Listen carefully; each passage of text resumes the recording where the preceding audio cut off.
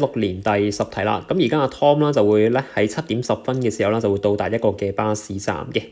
咁而家會有2架巴士，一架咧就係7點20分，另一架係7點30分到達呢一個巴士站啦。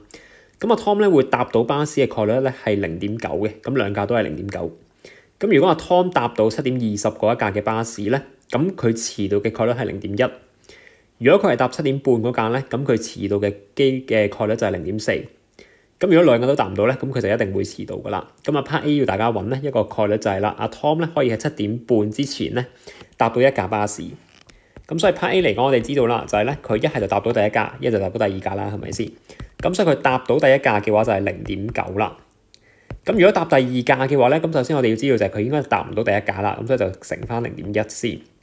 咁第2架就要搭到啦，咁所以就係0.9嘅。咁啊撳翻機嘅話咧，你會有0.9加0.1乘0.9，咁所以你會計到呢個 probability 會係0.99嚟嘅。